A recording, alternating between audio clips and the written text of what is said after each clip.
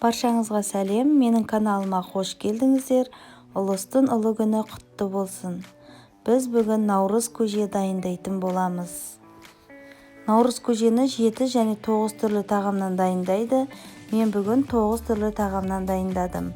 Маған арпа, жүгері, сүрленген ет, тұз, мейіз, құрт, тары және айран. Және де суды есептегенде 9 түрлі болды. Кастрөлімізге салқын суымызды құйып, оған етті салып, қайнататын боламыз.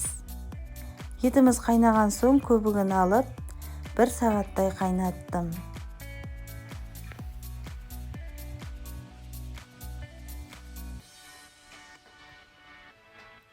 Одан соң арпамызды салып, тағы да қайнататын боламын.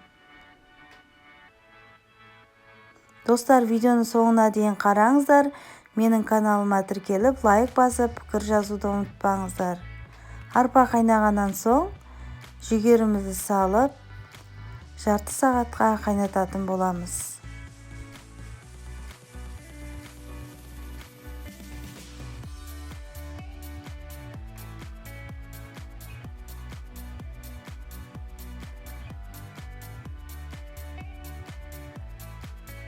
Қазақстанның әр жерінде наурыз көжені әртүрлі дайындайды. Енді тарымызды саламыз. Тары 5 минуттың ішінде пісетін болады. Сол үшін мейіз бен құртты қосып салатын боламыз. 5 минуттан соң отты сөндіріп, айранымызды құямыз. Айранды құйып болғаннан кейін жақсылап араластырып, ыдысымызға құйып ұсына беруімізге болады.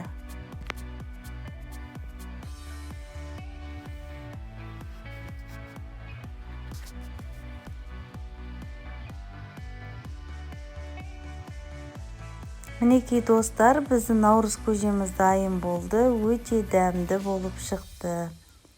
Наурыз көжені ұсынған кезде әр ыдыстағы наурыз көжені ұсынған адам тауысып қою керек. Наурыз көже тоқшылықтың белгісі болып келеді. Ас болсын достар.